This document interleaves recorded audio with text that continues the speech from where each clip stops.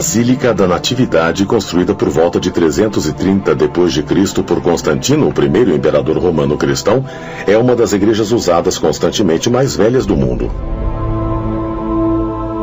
Ela sobreviveu a invasões, mudanças de governo, incêndios e terremotos. Muitos alegam que a igreja é protegida por um poder superior, porque está situada acima de uma caverna que alguns estudiosos da Bíblia acreditam ser o verdadeiro local de nascimento de Jesus Cristo. Existem muitos livros sobre a história da vida de Jesus Cristo, que nunca conseguiram fazer parte da Bíblia, e um deles era chamado de Proto-Evangelho de Tiago. Nesse livro, José e Maria se aproximam de Belém quando ela diz: "Eu vou dar à luz." Ele pensa por um instante e responde: "Conheço uma caverna perto daqui." Na entrada da caverna, eles se deparam com uma luz resplandecente e quando a luz se dissipa, Maria está segurando Cristo nos braços. Se observarmos o quadro bizantino, o nascimento de Jesus é representado numa caverna. De acordo com o Evangelho de Lucas, Maria dá à luz e em seguida põe o bebê Jesus numa manjedoura, mas não se tem nenhuma informação sobre o local do nascimento. Contudo, sabe-se que naquela época as cavernas eram com frequência usadas como abrigo para os animais. Se voltarmos ao século III, encontramos essa ideia de que Jesus, na verdade, nasceu numa caverna. Também existe a descrição da tumba da ressurreição como uma caverna, como um simples espaço vazio que tinha uma pedra circular na entrada. A Bíblia faz menção de que quando Cristo é retirado da cruz, ele é enterrado numa tumba aberta na rocha. Parece mesmo haver um ambiente místico aqui. Temos essa ideia de que a caverna é o lugar onde um ser divino aparece e depois vai embora. É como se a passagem estivesse no interior da caverna. O projeto de Constantino de construir igrejas na Terra Santa começou com construções em cima de cavernas associadas com os mistérios mais importantes da fé. Ele fez uma igreja sobre o lugar de nascimento de Jesus. Depois fez uma igreja sobre o lugar da crucificação de Jesus, onde hoje fica a Basílica do Santo Sepulcro. E ele fez outra igreja no Monte das Oliveiras sobre uma caverna associada ao lugar da ascensão de Jesus aos céus.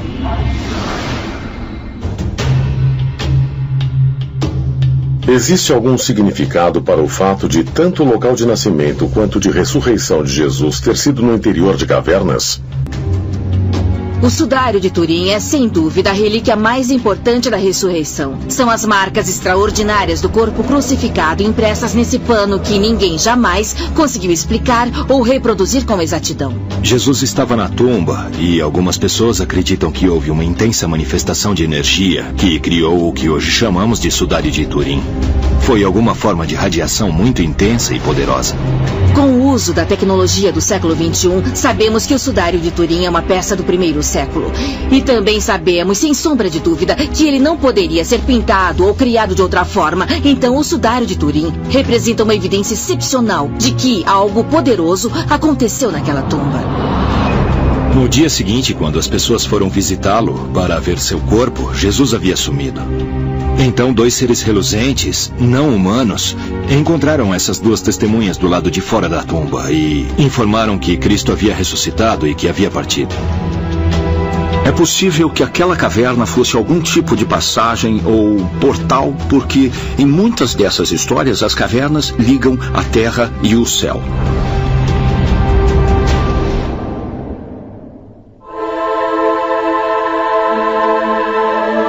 Poderia o sudário de Turim ser realmente a evidência de que algo de natureza tecnológica e também espiritual tenha ocorrido no interior da caverna, onde muitos acreditam que Jesus ressuscitou?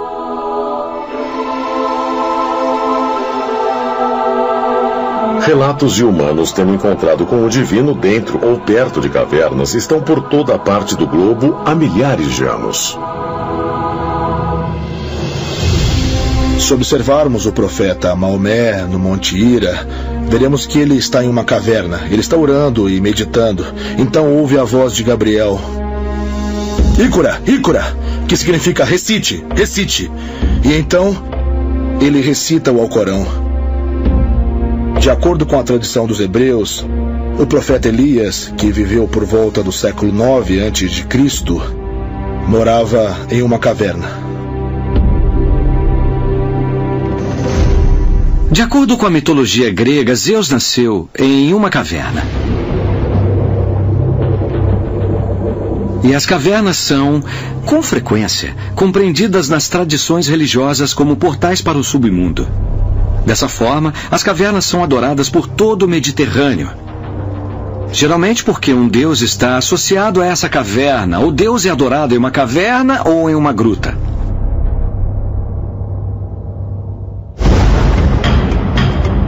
É possível que as histórias de Zeus, de Maomé e até mesmo de Jesus sejam evidências de que as cavernas subterrâneas do mundo possam ser portais que nos ligam a outros reinos. Mais provas podem ser encontradas se examinarmos os rituais que continuam a ser praticados dentro das cavernas até hoje.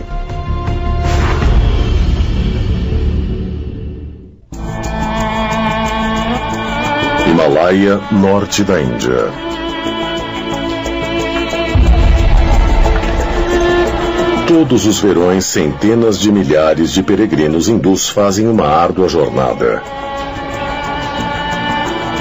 Eles atravessam muitos quilômetros de terreno irregular até chegar à gruta de Amarnath, um lugar considerado santo há milhares de anos. A 3.900 metros acima do nível do mar, no Himalaia, encontramos o lugar de peregrinação mais venerado por todas as pessoas que seguem o hinduísmo. As pessoas morrem por causa de doenças relacionadas a altas altitudes, outras às vezes simplesmente caem do despenhadeiro.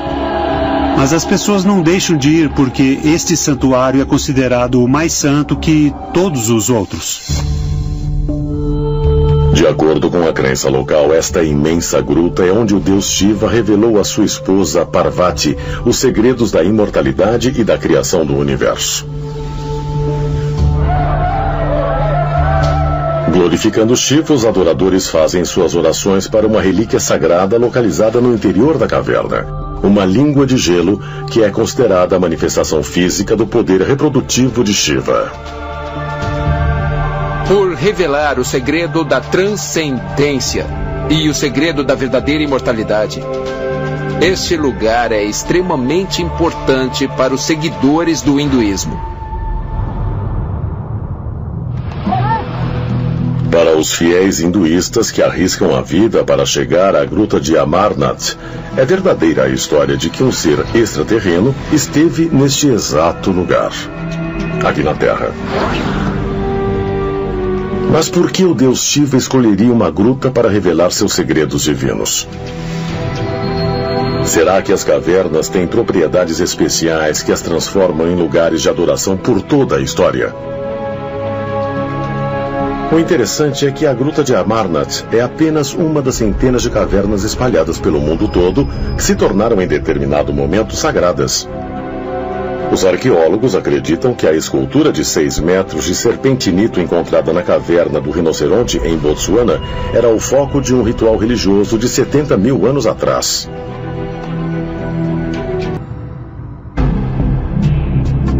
Eu não acho que é uma coincidência o fato desses lugares de refúgio espiritual serem dentro de cavernas. É justamente onde se pode meditar e contemplar, onde se pode ouvir sua voz interior, sem as distrações do dia. Uma das características da caverna é que ela fica no subsolo, escondida. Ora, a religião é sobre fatos que não se podem ver. Então, entrar numa caverna é o mesmo que entrar numa terra santa. Seria a natureza misteriosa das cavernas explicação suficiente para dizer por que elas são veneradas como terra sagrada em diferentes culturas e religiões pelo mundo inteiro? Yucatán, México, 2008. Arqueólogos mexicanos que exploravam perto da capital Mérida fizeram uma descoberta histórica. Um submundo aquático repleto de oferendas misteriosas para os deuses maias, inclusive sacrifícios humanos. O que eles descobriram foi um complexo de 14 cavernas, e dentro delas havia templos de pedra e outras estruturas. E tudo isso se relacionava. Achou-se que eles haviam descoberto o mundo subterrâneo maia, conhecido como Xibalba. Algumas obras ficam embaixo da água, então mergulhadores teriam que segurar a respiração e mergulhar para fazer a escultura. Isso demonstra a devoção deles.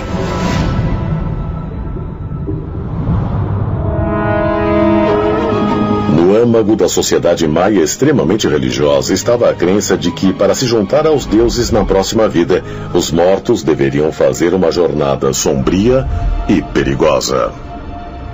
Na mitologia maia existem essas incríveis referências ao Xibalba, o que significa o submundo. E podemos ler sobre ele no Popol Vuh, que é o livro dos sacerdotes Jaguar.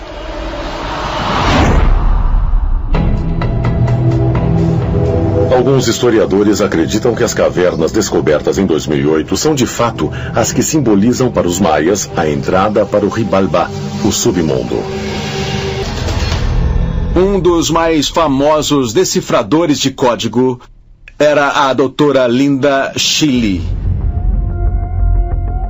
Ela trabalhou com a língua maia durante toda a vida e é uma das pessoas que sugerem que exista outro significado para o termo Xibalba, que seria a Via Láctea. Para os maias, que eram ótimos astrônomos, isso representava o portal para outro mundo, Xibalba,